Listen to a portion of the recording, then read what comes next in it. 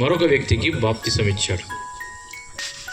అయితే అంతకంటే ముందు ఆ ఫిలిప్పు అనేటువంటి వ్యక్తి ఈ వ్యక్తికి ఎలా సువార్త చేశాడు, ఏ విధంగా అతడు మారాడు అని మనం గమనించినట్లయితే, ఈరోజు ప్రభునందు పిల్లారా మనం వింటున్న అంశము రక్షణ పొందిన నపుంసకుని గురించి మనం వింటున్నాం. ఎవరి గురించి వింటున్నామండి? రక్షణ పొందిన నపుంసకుడు. ప్రభునందు పిల్లారా, రక్షణ పొందిన నపుంసకుడు అనేటువంటి ఈ అంశంలో మనము తీసుకున్న భాగము అపోస్తలుల కార్యములు 8వ అధ్యాయములో మనము కొన్ని వచనాలను చదివాం.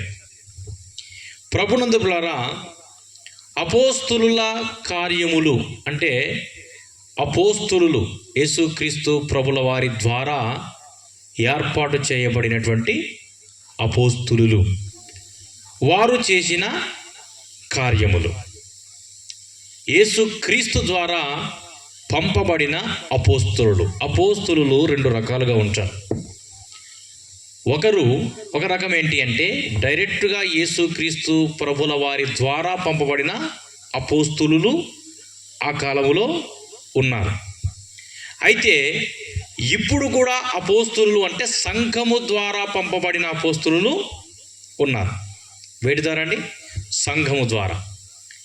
అయితే ప్రభునందు పిల్లరా, ఇక్కడ మనం గమనించినట్లయితే యేసుక్రీస్తు ప్రభుల వారి ద్వారా శిష్యులుగా తయారు చేయబడిన అపోస్తలులు వారు చేసిన కార్యములన్నీ కూడా ఈ గ్రంథములో లిఖించబడ్డాయి. ప్రభునందు పిల్లారా, ఈ అపోస్తలుల కార్యములు అనేటువంటి ఈ పుస్తకాన్ని క్రీస్తు శకం 63 నుంచి 70 మధ్యలో ఈ యొక్క పుస్తకాన్ని రాయడము జరిగింది. అయితే ప్రభునందు పిల్లారా, ఈ పుస్తకము ఎప్పటి చరిత్ర ఈ పుస్తకములో ఉంది అంటే ప్రభునందు పిల్లారా, క్రీస్తు శకము 30 తర్వాత, క్రీస్తు శకం 30కి 70కి మధ్యలో ఉన్న చరిత్ర ఈ యొక్క పుస్తకములో ఉన్నది. క్రీస్తు శకం 30 నుండి 70కి మధ్యలో. అయితే ప్రభునందు పిల్లారా, మరి ఈ పుస్తకాన్ని ఎవరు రాశారు అంటే మనందరికీ తెలుసు. అతని పేరు ఏంటండి? లూకా అనేటువంటి ఒక వ్యక్తి రాశాడు. అతడు ఒక అన్య జాతికి చెందిన వాడైనప్పటికీ అతను ఒక వైద్యుడు. అయితే అతను బైబిల్ గ్రంథంలో ఉన్న 66 పుస్తకాలలో మనం గమనించినట్లయితే అన్యుడు రాసిన పుస్తకాలు 2 ఉన్నాయండి. అందరూ ఇజ్రాయేలీలు రాస్తే, అయితే ఒక అన్యుడు రాసిన పుస్తకాలు 2. అవి మొట్టమొదటిగా లూకా సువార్త, రెండవదిగా అపోస్తలుల కార్యములు. లూకా సువార్త అంతా యేసుక్రీస్తు ప్రభుల వారి యొక్క చరిత్రను రాశాడు ఇతను. అయితే యేసుక్రీస్తు ప్రభుల వారి చరిత్ర తర్వాత ఆయన మరణించి సమాధి చేయబడి పునరుద్ధారుడైన తర్వాత నుంచి అపోస్తలులు వారు ఏ ఏ కార్యములు చేశారో అవన్నీ కూడా ఇందులో రాయడము జరిగిందండి.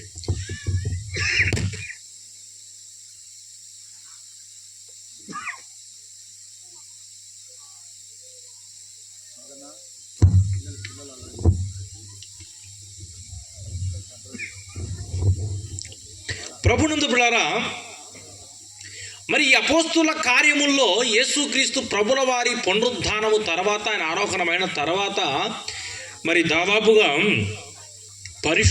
ప్రారంభములో పరిశుద్ధాత్మ ఆవిర్భావము, పేతురు యొక్క పరిచర్య, స్టెఫను యొక్క మరణము, సౌలు పౌలుగా మార్చబడము, ఆ సువార్త వ్యాప్తి, రోమాకు పౌలు వెళ్ళడము, ఈ చరిత్ర అంతా కూడా ఈ అపోస్తలుల కార్యముల్లోనే మనకు కనబడుతుందండి. చాలా చక్కగా రాశాడు అతను. ఈ లూకా చాలా చక్కని విషయాలు ఇందులో రాయడం జరిగిందండి. అయితే ప్రభునందు పిల్లారా, ఈ యొక్క అపోస్తలుల కార్యములు రాయడానికి గల ఉద్దేశము యేసుక్రీస్తు పునరుద్ధానం తర్వాత పరిశుద్ధాత్మ శక్తితో అపోస్తలులు ఎలా యెరూషలేము నుండి రోమా వరకు సువార్త చేశారో మరి అది తెలియాలని లూకా ఈ యొక్క గ్రంథమును రాయడం జరిగిందండి. అయితే ప్రభునందు ప్రియులారా, ఈ అపోస్తుల కార్యములు 8వ అధ్యాయములో మనం అందరము కూడా మరి 2 వచనాలను చదివాము కదా. అక్కడ నపుంసకుడు అనేటువంటి వ్యక్తి ఈ ఫిలిప్పు ద్వారా బాప్తిసము పొందాడు. మనం అందరము గమనించినట్లయితే 26వ వచనం నుంచి మనం గమనిద్దాం. 26 నుండి, ప్రభువు దూత నీవు లేచి దక్షిణముగా వెళ్ళి యెరూషలేము నుండి గాజాకు పోవు అరణ్య మార్గమును కలిసి కొమ్మని ఫిలిప్పుతో చెప్పగా అతడు లేచి వెళ్ళెను. ఎవరికి చెప్పారండి? ప్రభువు దూత. ఏ దూత? మనుషుల దూతలు కావు. ఆనాడు మనుషులకు కూడా దూతలుండేవారు. కానీ ఈ ప్రభువు దూత పరలోకము నుండి వచ్చిన దూత. ప్రభువు దూత ఒక వ్యక్తితో ఏమని మాట్లాడుతుంది? నీవు లేచి దక్షిణముగా వెళ్ళి యెరూషలేము నుండి గాజాకు పోవు అరణ్య మార్గమును కలుసుకొమ్మని ఎవరితో చెబుతూ ఉన్నారు? ఎవరితో తెలియజేస్తుందండి ప్రభుదూత? ఫిలిప్పుతో. ఎక్కడ కలుసుకోవాలంట? అరణ్యమును కలుసుకోవాలంట. ఎక్కడ నుండి ఎక్కడికి అరణ్యము? ఇప్పుడు ఆ కాలంలో యెరూషలేము నుండి గాజాకు పోయే మధ్య మార్గములో. మనకు అర్థం కావాలంటే మరి ఎర్రగుడి ప్రాంతం నుంచి కోడుమూరికి వెళ్ళాలి అంటే మధ్యలో మన్నెగుంట, కృష్ణాపురం ఇవేనా అండి వచ్చేది? అంతే కదా? అంతేనా?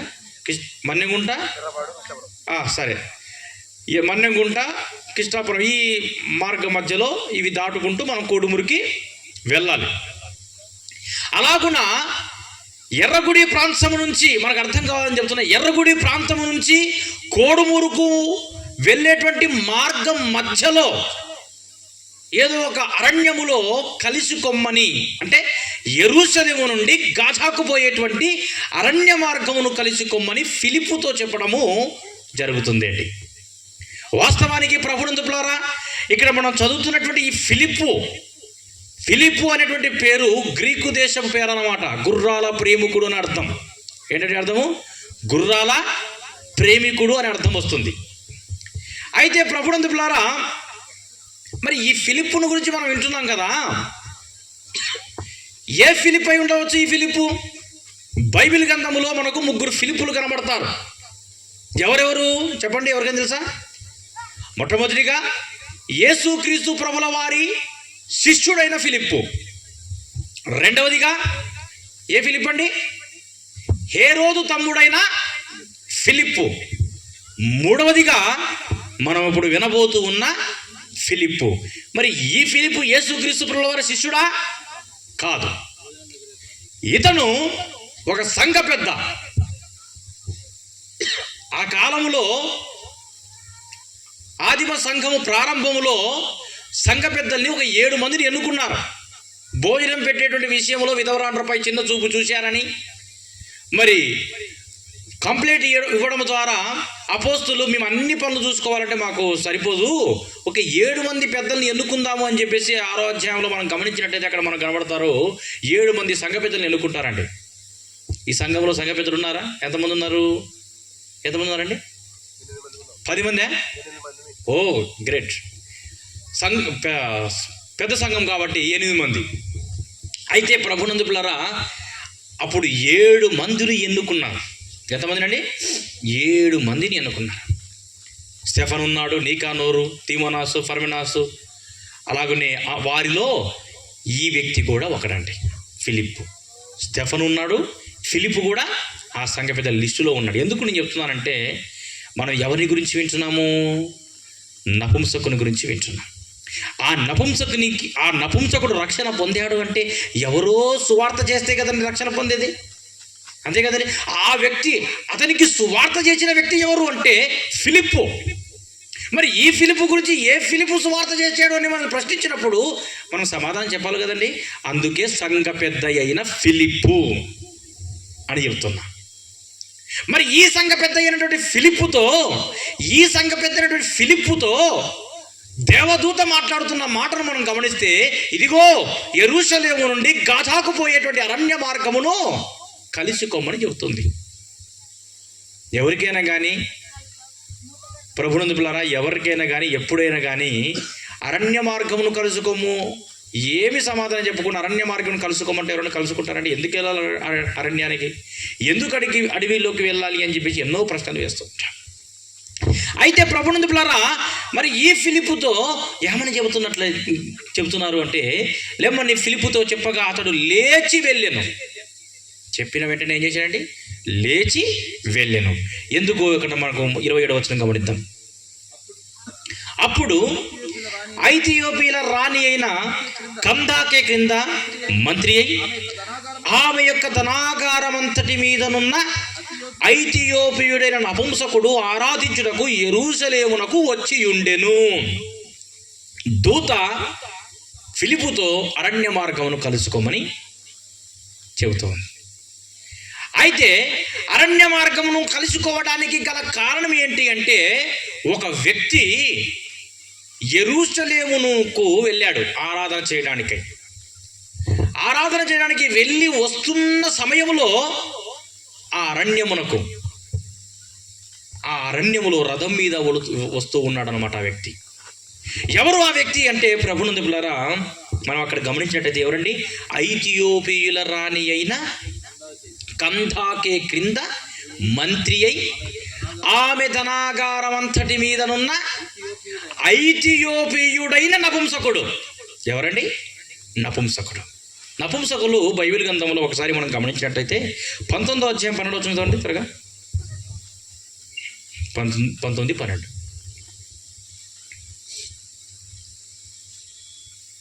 మత్తయి సువార్త 19-12.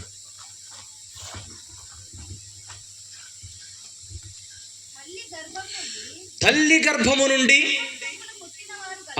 తల్లి గర్భములో నుండి నపుంసకులు పుట్టినవారు కలరు. మొదటిది, మనుషుల వలన నపుంసకులుగా చేయబడిన వారు కలరు. 2, పరలోక రాజ్యము నిమిత్తమై తమ్మును తాము నపుంసకులుగా చేయబడిన వారు కలరు. ఎంతమంది అయ్యారండి?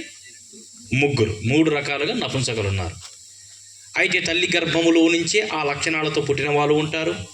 రెండవది, పని కోసము పని చేయడం నిమిత్తమై ఆ రోజుల్లో మరి రాణుల క్రింద మరి పని చేసేటువంటి వారిని, మరి నపుంసకులుగా ఉన్న వారిని మాత్రమే ఏర్పాటు చేసుకునేటువంటి వారు, మనుషుల చేత చేయబడినటువంటి వారు. అయితే పరలోక రాజ్యము నిమిత్తమై కూడా, అనగా మరి పరలోక రాజ్యము నిమిత్తమై చాలామంది మనం గమనిస్తుంటాం కదండి, వారు అన్ని కోరికలు చంపుకొని వివాహము చేసుకోకుండా నపుంసకత్వముతో జీవిస్తూ పరిచర్య చేస్తూ ఉంటారు చాలామంది. అయితే ప్రభునందు పిల్లరా, ఈ విధంగా 3 రకాలుగా ఉన్నారు.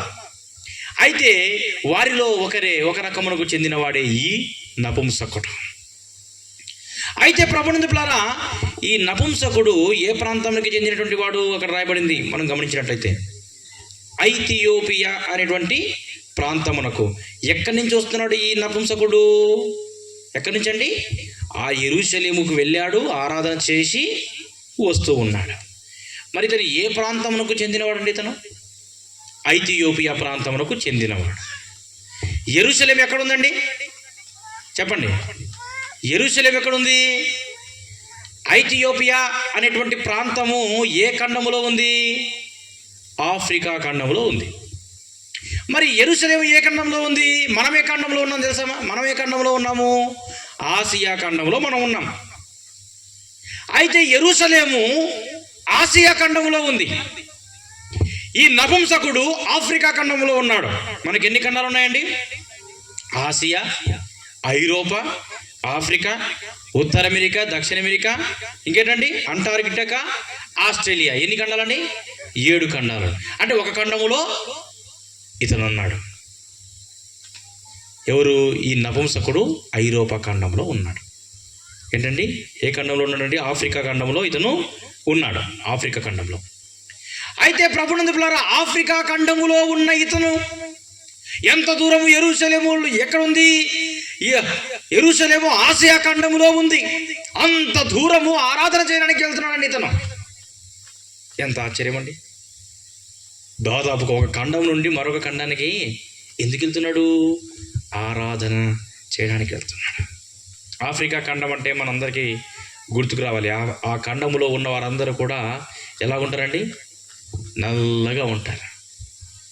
ఆ ఖండములో కొన్ని ప్రాంతాలు ఉన్నాయండి, సోమాలియా, యుగాండా అని కొన్ని ప్రాంతాలు ఉన్నాయి. ఆ ప్రాంతాల్లో ఉన్న పేదవారు ప్రపంచంలోనే ఎక్కలేరు. ఆ ప్రాంతంలో ఉన్న పేదవారు, వాళ్ళ డొక్కలు ఎండిపోయి ఎముకలు కనబడుతుంటాయి కదా, పక్కన పిల్లల్ని మనము టీవీలోనూ అక్కడ చూస్తుంటాం కదండి మనం. అయితే ప్రభునందు ప్రియులారా, అటువంటి ప్రాంతంలో ఉండేటువంటి వ్యక్తి ఇతను.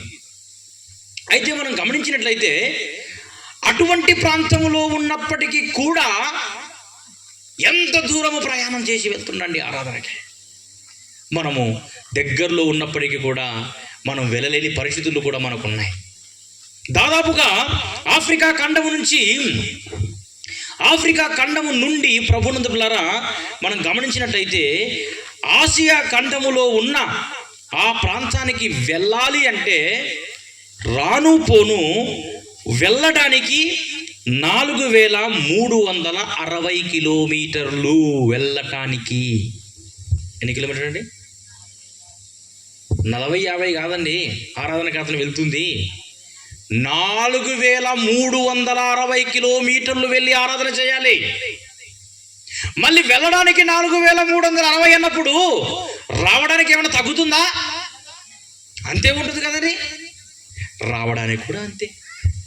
ఈ రెండు లెక్క చేసి 8,000 కిలోమీటర్లు 8760 కిలోమీటర్లు ఇతను వెళ్ళి ఆరాధన చేసి రావాలి. ఎంత దూరం అండి అది నిజంగా. ఆసియా ఖండం, యెరూషలేము అంత దూరం ఉన్న మరి ఇతను రథం మీద వెళ్ళి ఆరాధన చేసి రావాలంటే మరి ఇన్ని వేల కిలోమీటర్లకి ప్రయాణం చేయాలంటే ఆ రోజుల్లో ఫ్లైట్లు ఉన్నాయా, హెలికాప్టర్లు ఉన్నాయండి? ట్రైన్లు కూడా లేవు ఆ రోజుల్లో. రథం మీద వెళ్ళాలి. రోజుకి 40 కిలోమీటర్లు లెక్క చేసినా, రోజుకి 40 కిలోమీటర్లు ప్రయాణము లెక్క చేసిన ప్రభునందు ప్రియులారా దాదాపుగా రాను పోను లెక్క చేస్తే 80 రోజులు పడుతుంది. ఎన్ని రోజులు? 80 రోజులు. నాన్ స్టాప్గా వెళ్తూనే ఉంటాడా? వెళ్ళాడు. మధ్య మధ్యలో బ్రేకులు, కాలకృత్యాలు, భోజనాలు ఏమైనా ఉంటాయండి. తర్వాత అక్కడ ఆరాధన చేయడానికి మరి అంత దూరం ప్రయాణమే వెళ్తాడు. అక్కడ కూడా టైం పడుతుంది. మొత్తం ఎన్ని రోజులు పడుతుంది? 100 రోజులు పడుతుందండి. ఉదాహరణకు చెప్తుంది.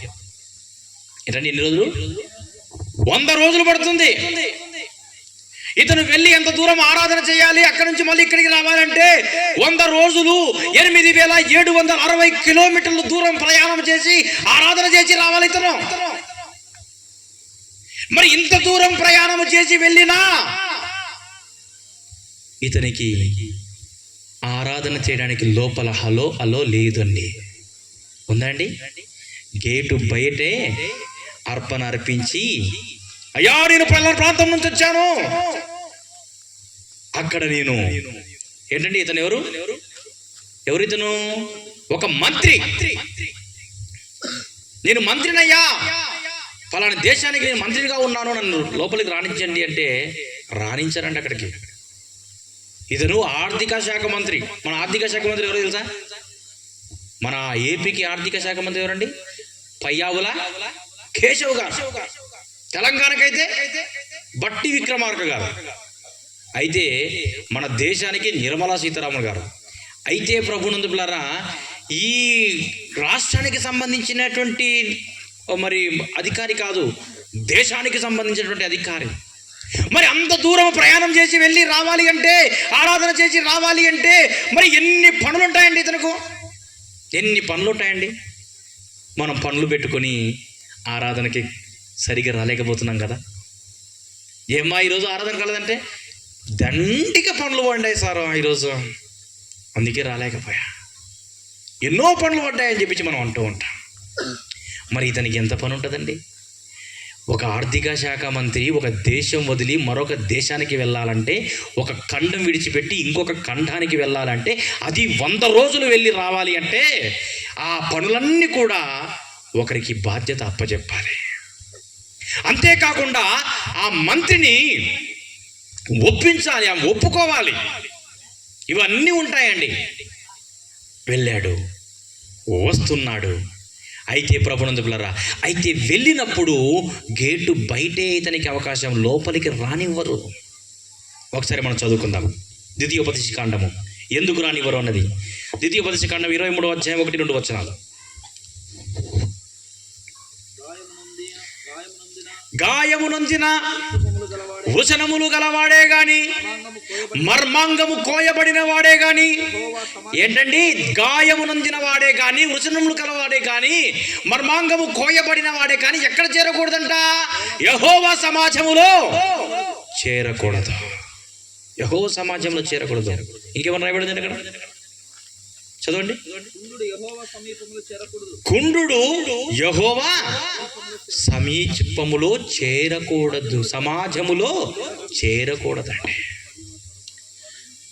చూడండి ప్రభునందులారా, గాయమునందిన వాడు కానీ, వృచనములు కలవాడే కానీ, మర్మాంగము కొయ్యబడిన వాడే కానీ యెహోవా సమాజంలో చేరడానికి అవకాశం లేదు. మరి ఇంత దూరం ప్రయాణం చేసి అక్కడికి వెళ్ళి, అయ్యా నేను పలాని ప్రాంతం నుంచి వచ్చాను, పలాని దేశం నుంచి వచ్చాను, పలాని ఖండం నుంచి వచ్చాను, పలాని చోట నేను ఆర్థిక శాఖ మంత్రిగా ఉన్నాను, నన్ను లోపలికి రానియండి. రానియరండి. బయటి నుంచే అర్పణ అర్పించి వెళ్ళిపోవాల్సిందే. అంత దూరం ప్రయాసపడి వెళ్ళి వస్తుంది. రథం మీద వెళ్ళి వస్తున్న సమయంలో ఇప్పుడు ఇతను ఏం చేయాలి? ఫిలిప్పు ఏం చేయాలండి? వెళ్ళి అతన్ని కలుసుకోమని దూత చెప్పినట్లుగా అపోస్తల కార్యములకు మనం వెళ్దాం.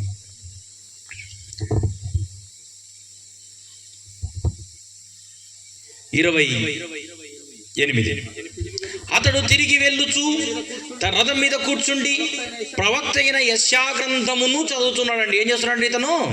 తిరిగి వెళ్ళొచ్చు. మామూలుగా ఆ కాలంలో ఎక్కడ పడితే అక్కడ ఇప్పుడైతే బైబిల్స్ ఎక్కడ పడితే అక్కడ అమ్ముతున్నారు, కానీ ఆ కాలంలో అలా అమ్మేవాళ్ళు కాదు. యెరూషలేం దగ్గరే అమ్మేటువంటి వారు. అయితే యెరూషలేంకి వెళ్ళాడు. అక్కడ ఒక పుస్తకాన్ని, యెషయా గ్రంథాన్ని తీసుకొని రథం మీద కూర్చొని చదువుకుంటూ వస్తున్నాడు. అతను చదువుతున్నాడు, కానీ అతనికి అర్థం కాదు. అయితే ప్రభునందులారా, దూత చెప్పినట్లుగా అతను చదువుతున్నట్లుగా మనం చూస్తున్నాము. అయితే 29వ వచనం, అప్పుడు ఆత్మ ఫిలిప్పుతో, నీవు రథము దగ్గరికి పోయి దాన్ని కలుసుకొనుమని చెప్పాను. ఫిలిప్పు దగ్గరికి పరిగెత్తుకొని పోయి అతడు ప్రవక్త అయిన యెషయా గ్రంథము చదువుతుండగా విని, నీవు చదువునది గ్రహించుచున్నావా అని అడుగగా, అతడు ఎవడైనను నాకు త్రోవ చూపుకుంటే ఎలాగూ గ్రహింపగలని చెప్పి రథమెక్కి తనతో కూర్చుమండుమని ఫిలిప్పును వేడుకొనెను. దూత చెప్పినట్లుగానే ఇదిగో ఆ రథాన్ని కలుసుకోమని చెప్పాడు. అయితే కలుసుకోమని చెప్పగానే మరి రథంను కలుసుకున్నాడు. ఆ రథం మీద నపుంసకుడు ఉన్నాడు. ఆ నపుంసకుడు ఎవరో ఇంతవరకు మనం విన్నాం కదండి. ఇంకా ఆ నపుంసకుడు ఎవరో విన్నాము. ఏ ప్రాంతానికి చెందినవాడు, అతని పనేంటి అని మనం విన్నాం. అయితే ఇప్పుడు ఆ రథం మీద కూర్చున్న తర్వాత యెషయా గ్రంథం చదువుతున్నాడు. యెషయా గ్రంథం చదువుతున్న సమయంలో ఈ ఫిలిప్పు అతని దగ్గరికి వెళ్ళి, నీవు చదువునది గ్రహించుచున్నావా అని అడిగాడు. అప్పుడు అతను ఏమన్నాడండి? ఎవరైనా నాకు త్రోవ చూపకపోతే నేను ఎలాగూ గ్రహింపగలను అని చెప్పాడు. చూడండి ప్రభు పిల్లారా, నిజమే. త్రోవ చూపకపోతే తొట్టిల్లిపోతారండి. త్రోవ చూపకపోతే తొట్టిల్లిపోతూ ఉంటారు. అతడు త్రోవ చూపకపోతే నేను ఎలాగో గ్రహింపగలని చెప్పినప్పుడు, అప్పుడు నీవు నాకు, అతను ఏమంటున్నాడండి అని అడగగా, రథమెక్కి కూర్చుంటామని ఫిలిప్పుని వేడుకున్నాడండి. అయితే ఎవరైనా త్రోవ చూపకపోతే నేను ఎలా గ్రహించగలనని చెప్పిన తర్వాత, ఇదిగో నీవు నా రథమెక్కి కూర్చో, నాకు వీటి అర్థాన్ని చెప్పు అని ఫిలిప్పుని ఏం చేశాడండి? వేడుకున్నాడు నపుంసకుడు. అతనికి ఆశ ఉంది కాబట్టి అంత దూరం వెళ్ళి ఆరాధన చేసి వస్తూ ఉన్నాడు. అయితే చదువుతున్నది గ్రహించడం లేదు. మనం కూడా బైబిల్ ఎన్నోసార్లు చదువుతుంటాము, కానీ చదివింది మనకి ఎక్కట్లే. కానీ ఎవరో చెబితే మనకు అర్థమవుతుంది. అయితే ప్రభునందులారా మనము గ్రహించినట్లయితే మరి అతను కూర్చుండి అతడు లేఖనమందు చదువుతున్న భాగమేదనగా ఆయన గొర్రెవలే వదకు తేబడెను. బొచ్చు కత్తిరించు వాని ఎదుట గొర్రెపిల్ల ఎలాగూ మౌనముగా ఉండెను, అలాగే ఆయన నోరు తెరవకుండెను. ఆయన దీనత్వమును బట్టి ఆయనకు ఏంటండి, చదవండి అన్నమాట. ఆయన గొర్రెవలే వదకు తేబడెను, బొచ్చు కత్తిరించు అని ఎదుట గొర్రెపిల్ల ఎలాగు మౌనముగా ఉండెనో అలాగే ఆయన నోరు తెరవకుండెను. ఆయన దీనత్వమును బట్టి ఆయనకు న్యాయ విమర్శ దొరకక పోయెను. ఆయన సంతానము ఎవరు వివరింతురు? ఆయన జీవము భూమి మీద నుండి తీసివేయబడినది. చూడండి ప్రభునందులారా, ఇక్కడ మనం గమనించినట్లయితే యెషయా గ్రంథము చదువుతున్నాడు. ఏ గ్రంథం అండి? ప్రవక్త అయిన యెషయా గ్రంథం చదువుతున్నాడు. కానీ ఏమని చదువుతున్నాడు? ఆయన గొర్రెవలే వదకు తేబడును, బొచ్చు కత్తిరించు వాని ఎదుట గొర్రె పిల్ల ఎలాగో మౌనముగా ఉండును, అలాగే ఆయన నోరు తెరవకుండెను. ఆయన గొర్రె పిల్ల.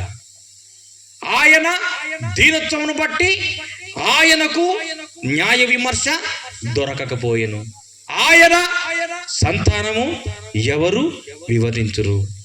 ఆయన జీవము భూమి మీద నుండి తీసివేయబడింది అని చదువుతున్నాడు. ఎవరు ఆయన?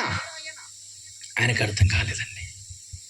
అప్పుడు ప్రభునందులారా, యెషయా గ్రంథంలో 53వ అధ్యాయములో కొన్ని వచనాలను మరి చదివినప్పుడు వాటిని గురించిన వివరణ ఒకసారి మనం చదువుకుందాం. యెషయా గ్రంథం 53వ అధ్యాయం.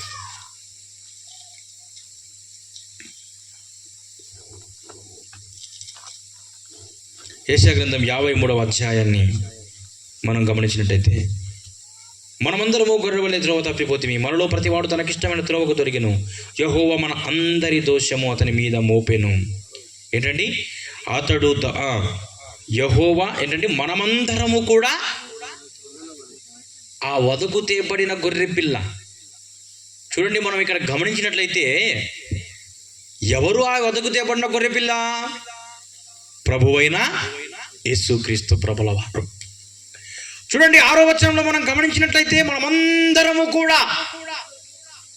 మనమందరము గొర్రెల వలె త్రోవ తప్పిపోతిమి. మరి త్రోవ తప్పిపోతిమి అంటే ఏం చేస్తున్నాము? దేవుడు ఇచ్చిన ఆజ్ఞను మీరుతున్నాం.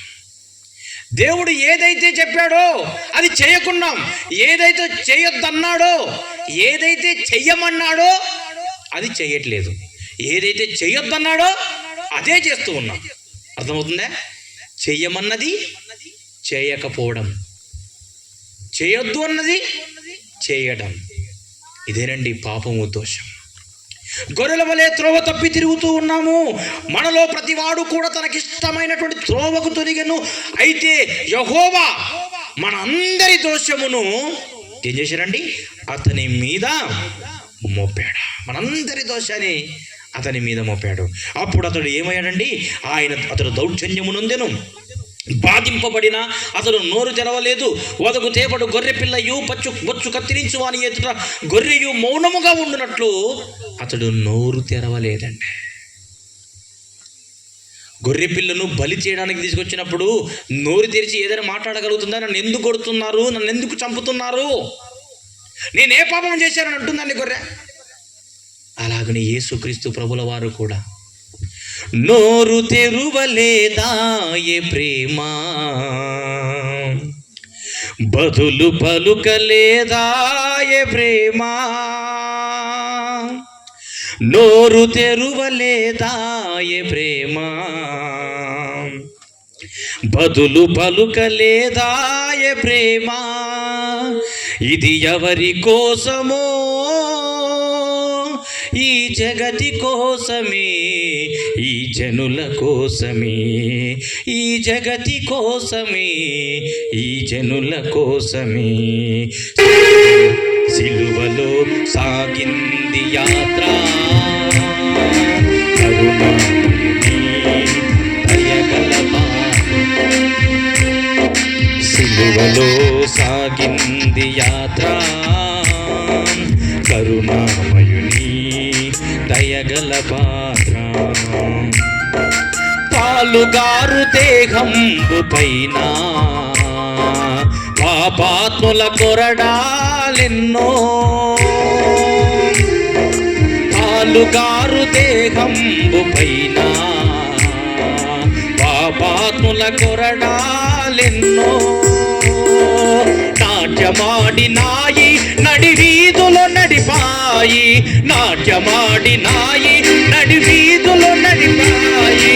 నోరు తెరవలేదాయ ప్రేమ, బదులు పలుకలేదాయ ప్రేమ. నోరు తెరవలేదాయ ప్రేమ, బదులు పలుకలేదాయ ప్రేమ. ఎవరి కోసమో, జగతి కోసమే, జనుల కోసమే, జగతి కోసమే, జనుల కోసమే. సిలువలో సాగింది యాత్ర, కరుణామయుని దయగల పాత్ర. వెనుక నుండి తన్నింది ఒకరు, ముందు నిలిచి నవ్వింది మరి ఒకరు. వెనుక నుండి తన్నింది ఒకరు, ముందు నిలిచి నవ్వింది మరి ఒకరు. బంతులాడినారు, పలు బాధ పెట్టినారు, బంతులాడినారు, పలు బాధ పెట్టినారు. నోరు తెరువలేదాయ ప్రేమ, బదులు పలుకలేదాయ ప్రేమ.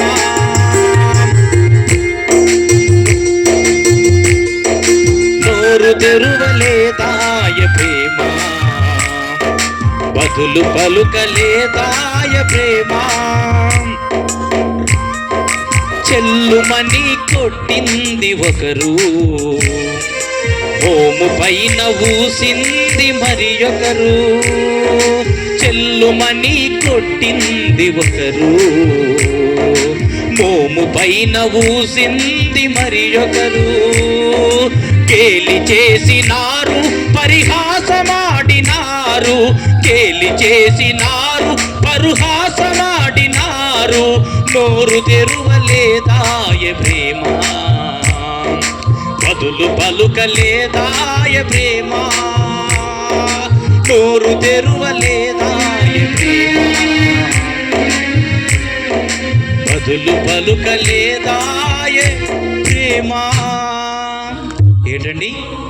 వదకు తేబడిన గొర్రెపిల్ల ఏ విధముగా మౌనముగా ఉంటుందో, బొచ్చు కత్తిరించు వాని ఎదుట గొర్రెపిల్ల ఏ విధముగా మౌనముగా ఉంటుందో, మనమందరము గొర్రెల వలె త్రోవ తప్పి తిరిగినప్పుడు, మనమందరం మనం ఇష్టం వచ్చేటువంటి త్రోవకు తొలగిపోయినప్పుడు, ఆ తండ్రి అయిన దేవుడు మన పాపములన్నిటినీ కూడా యేసు క్రీస్తు ప్రభుల వారి మీద మోపారండి.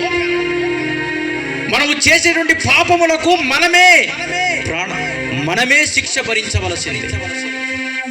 మనము చేసిన పాపములకు మనం ఎవరము కూడా ఆ శిక్షకు పాత్రలము కాకుండా, నీవు నేను మనమందరము కూడా నిత్య జీవమునకు వారసులము కావాలి అని ఆ యేసు క్రీస్తు ప్రభుల వారు దివిని విడిచి భూమికి వచ్చి మనందరి కొరకు బొచ్చు కత్తిరించు వాని ఎదుట గొర్రె పిల్ల మౌనముగా ఉన్నట్లు ఆయన మౌనముగా, లోక పాపాన్ని ఆయన వీపు పైన, లోక భారాన్ని ఆయన తలపైన, మనము చేసేటువంటి పాపములన్నీ కాలంలో చేతుల్లో మ్రేకులై కూర్చబడ్డాయి.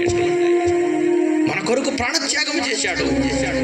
మనము చేసిన పాపములకు నరకమునకు పాత్రలము కాకుండా, ఇవన్నీ విషయాలు ప్రభునందులారా నపుంసకునికి ఫిలిప్పు యేసు క్రీస్తుని గురించి చెప్పాడండి.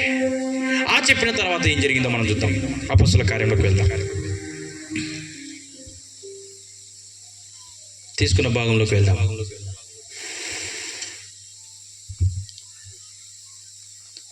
అప్పుడు నపుంసకుడు ప్రవక్త ఎవని గురించి ఇలాగ చెప్పుచున్నాడు. నపుంసకుడు మాట్లాడుతున్నాడు, ప్రవక్త ఎవని గురించి ఇలాగ చెప్పుచున్నాడు?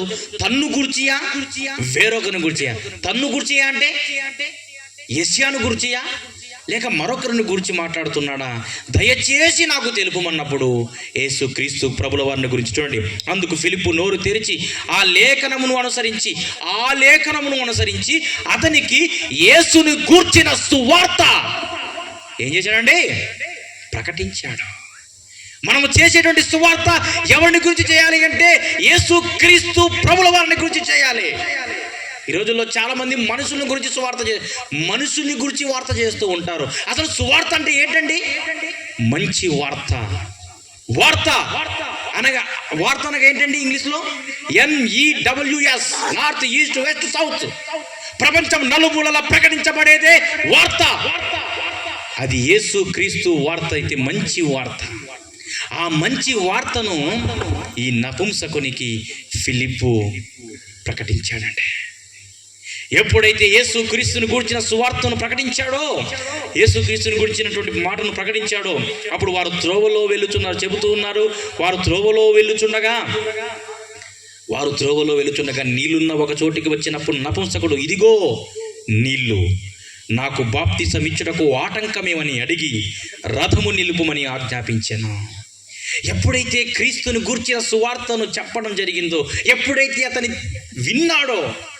విన్న వెంటనే అతని మనసు నొచ్చుకొని వెళుతున్న సమయంలో, ఇదిగో నీళ్ళు, ఇక నేను బాప్తిసం పొందడానికి ఆటంకం ఏంటి అని అడిగినప్పుడు అప్పుడు యేసు, చూడండి చదవండి 38వ వచనం, 37. ఫిలిప్పు, నీవు పూర్ణ హృదయముతో విశ్వసించిన ఎడల పొందవచ్చునని చెప్పాను. అతడు యేసుక్రీస్తు దేవుని కుమారుడని విశ్వసించుచున్నాడని ఉత్తరం ఇచ్చాను. అప్పుడు వెంటనే అన్నాడు ఫిలిప్పు, నీవు పూర్ణ హృదయముతో యేసుక్రీస్తు ప్రభుల వారిని ఒప్పుకుంటే అప్పుడు నీవు విశ్వసించి ఏమవుతావంట? రక్షించబడుతావు. నీవు విశ్వసించిన ఎడల, ఆయన్ని ఒప్పుకున్న ఎడల నీవు ఏమవుతావండి?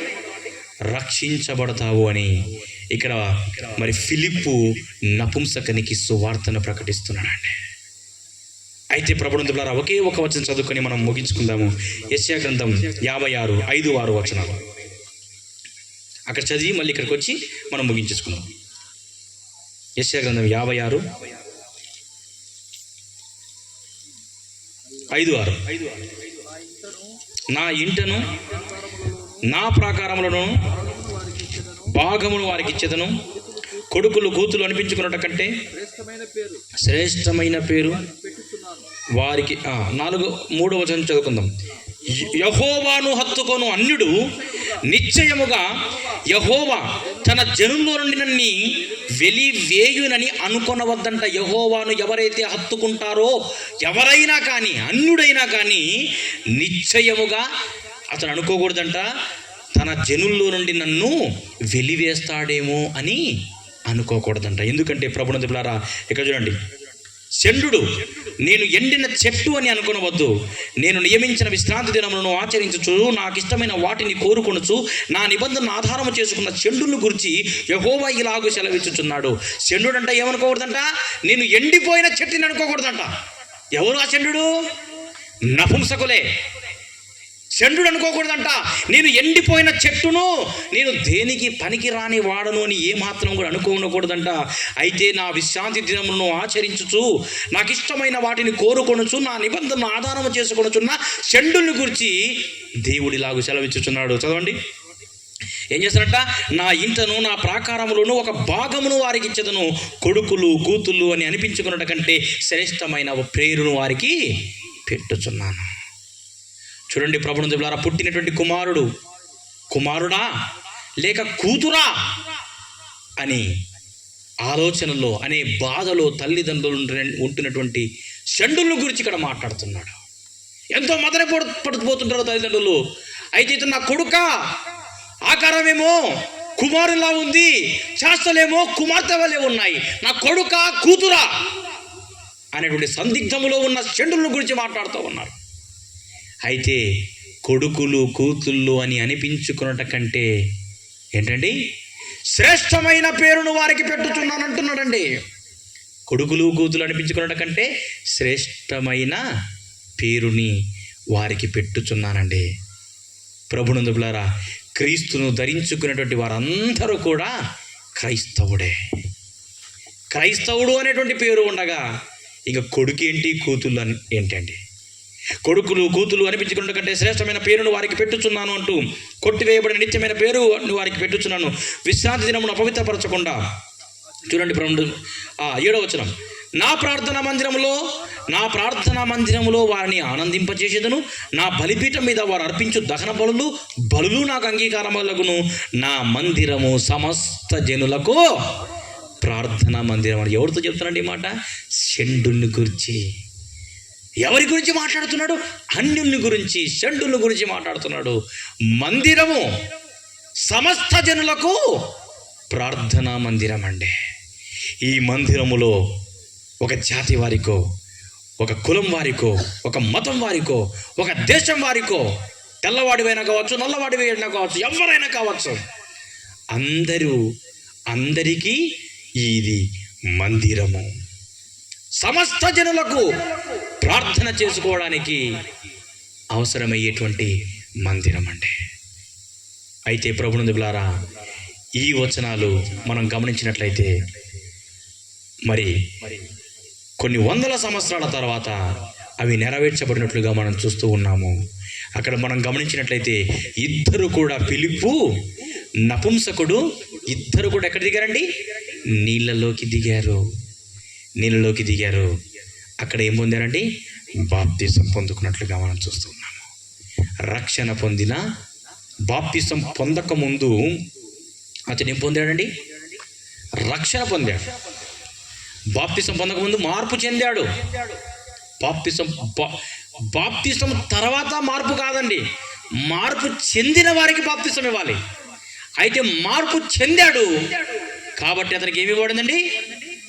యేసును ఒప్పుకున్నాడు, బాప్తిసం పొందాడండి, రక్షణ పొందాడండి. అతను రక్షణలోకి వచ్చేసాడు. కాబట్టి ప్రభువులారా, ఈ వాక్యాన్ని వింటున్నా నీవు ఇంకా రక్షణ పొందలేదు. ఈ శబ్దం ద్వారా ఎక్కడే ఉన్నా కానీ ఈ మాటలు నీవు వింటున్నట్లయితే ప్రభువులారా, ఇంకా నీవు రక్షణ పొందలేదా? ఆర్థిక శాఖ మంత్రిగా ఉండేటువంటి వ్యక్తి, ఎంతో దూరం ప్రయాణం చేస్తూ ఆరాధనకి వెళ్ళేటువంటి వ్యక్తి, అతడే రక్షణ పొంది ప్రభువులారా అప్పుడు ఆచారం కొద్ది వెళ్ళేవాడు. కానీ ఎప్పుడైతే బాప్తిసము తీసుకున్నాడో పూర్తి సంపూర్ణమైన రక్షణ అతనిలోకి ప్రవేశించింది. ఈ వాక్యాన్ని వింటున్న నీవు రక్షణ పొందలేదేమో జ్ఞాపకం చేసుకో. యేసు ప్రభువుని నీ నోటితో ఒప్పుకొని నీ హృదయమందు విశ్వసించినలా దేవుడు యేసును మృతులలో నుండి లేపనని ఎప్పుడైతే నీ హృదయమందు విశ్వసిస్తావో అప్పుడు నీవేమవుతావండి? రక్షించబడతావు. కాబట్టి ప్రభువులారా, ఫిలిప్పు ఆ రోజు సువార్త చేశాడు ఆ నపుంసకునికి. ఈరోజు ఈ వార్తని వింటూ ఉన్నావు. యేసుక్రీస్తు ప్రభుల వారు మన కొరకై, మనము చేసిన పాపములకై బలి అయ్యాడు, సమాధి చేయబడ్డాడు, పునరుద్ధానుడయ్యాడు. రెండవ రాకడలో మన కొరకు ఆయన రాబోతూ ఉన్నాడు. మొదటి రాకలో ఎవరి కొరకు వచ్చాడండి? ఆయన పాపుల కొరకు వచ్చాడు. ఇక పాపుల కొరకు రెండవ రాకడలో రాడు. ఎవరి కొరకు వస్తాడు? నీతిమంతుల కొరకు ఆయన రాబోతూ ఉన్నాడు. కాబట్టి ప్రభువులారా, ఆ నీతిమంతుల లిస్టులో నీవు ఉండాలి, రక్షణ పొందిన వారి లిస్టులో నీవు ఉండాలి. నపుంసకుడు ఏ విధంగా రక్షణ పొందిన వారి లిస్టులో ఉన్నాడో అదే విధంగా నీవు కూడా ఉండాలి అని మనవి చేస్తూ దేవుడు తన మాటలు దీవించి ఆశ్రయించునుగాక. ఆమేన్. ఈ సమయాన్ని స్థానిక సంఘ కాపరి గారికి